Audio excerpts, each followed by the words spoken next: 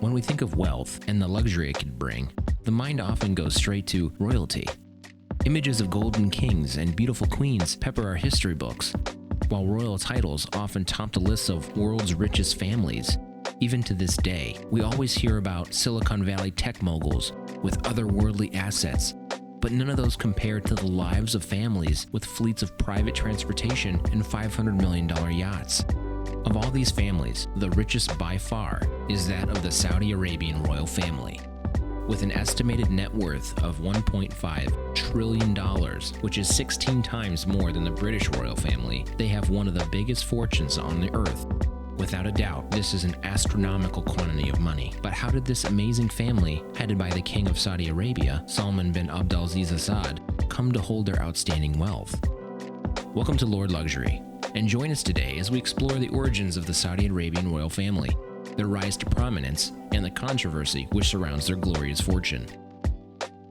King Salman is a member of the House of Saud, the ruling family of Saudi Arabia, whose influence can be tracked back to the 1700s. Like the country of Saudi Arabia itself, most of the family's vast wealth can be traced back to the country's immense and lucrative oil reserves. To this day, they are still earning money from it. King Salman was born one of 45 sons of his father Ibn Saud, the first king of Saudi Arabia. From the very beginning, Salman lived a world of luxury. He was raised in Maraba Palace. Located in an outside section of Riyadh, the palace's construction was completed in the year 1938. The palace was a spectacle, with grounds over 7,000 square meters. It had stories with 32 rooms, which were served by quarters, lush courtyards, ornamental carvings, and, at the time, the only electricity and telephones in Saudi Arabia. King Salman was a studious and committed student, receiving his early education at the Prince's School in the capital city of Riyadh.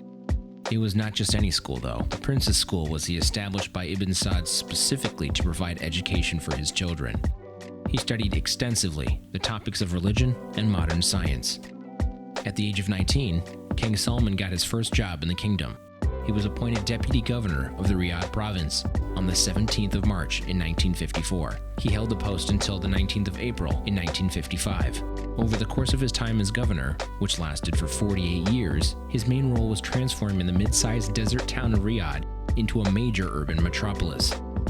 He worked hard to attract tourism, capital projects, and foreign investment to his country. This was done largely by investing in massive malls, magnificent museums, and luxury business to pull in wealthy jet-setters. His passionate commitment to the political and economic relationships with the West cemented Riyadh's economic standing. His role only continued to grow. After he stepped down in 2011, he became the second deputy prime minister and the minister of defense, the latter of which would be the spur for some controversy when he became king in 2015. After ordering the bombing of Yemen in 2015, which saw the royal family flee the city, Saudi Arabia was accused of committing several war crimes. According to the writer and activist Faria al-Mazloum, an IDP camp, which housed internationally displaced persons or refugees, was hit by a Saudi airstrike. The Human Rights Watch wrote the Saudi-led air campaign had conducted airstrikes in apparent violation of international law. Furthermore, the family had faced intensified controversy in recent years with the elevation of Mohammed bin Salman to the position of crown prince. To many onlookers, his arrest of several family members looks to clearly be a ruthless and greedy power struggle. Despite this, the royal family is staunch in its wealth. The $1.4 trillion wealth belongs to nearly 15,000 royal family members who all live in royal palaces. This wealth is nearly continuously replenished by state-owned oil company Saudi Aramco, which is among the world's most valuable and profitable companies. The family is famous for maintaining an enviable lifestyle, which is so luxurious that it has come under severe criticism for being wastefully extravagant. The Crown Prince is no exception to this rule. In 2017, the 34-year-old Crown Prince, envious, spent more than $450 million for Leonardo da Vinci's 500-year-old painting, Salvator Mundi. The prince also paid over $300 million for the Chateau Louis XIV, located in France, crowned the world's most expensive home by Fortune magazine. The chateau has over 10 bedrooms, indoor and outdoor pools, a cinema, a wine cellar, and a moat with a transparent underwater chamber. The Crown Prince is also reportedly attempting to buy a football club, believed to be the team Newcastle United. Many human rights organizations have reached out to the Premier League insisting that the sale be blocked, citing his poor human rights record and the controversy around his succession in the royal family. Regarding his recent purchases, the Crown Prince said, "I'm a rich person, not a poor person. I'm not Gandhi or Mandela. I'm a member of the ruling family that existed for hundreds of years before the founding of Saudi Arabia." As well as the chateau and the football team, the Crown Prince is also said to have bought a £400 million super yacht, 2 homes in London, and an entire compound on the southern coast of Spain.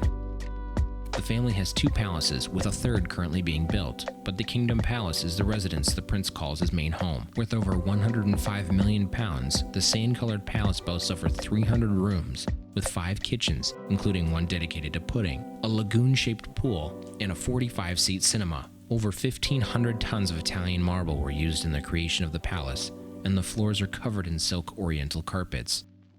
His other palaces, Prince Al Walid and Kingdom Oasis, are similarly exceptional. A sizable chunk of the wealth also goes towards giving Saudi Arabia the reputation of the world's biggest arms buyer. Spending tens of billions of dollars a year, Saudi rulers spent an estimated total of $67.6 billion in 2018, contributing largely to the country's ongoing involvement in the civil war in Yemen. So there we have it, the exceptional rise of the King of Saudi Arabia, his immense fortune, and how he and his family spend it. What would you do if you had $1.5 trillion? For more of the most luxurious lives, be sure to subscribe to the channel. From Lord Luxury, see you next time.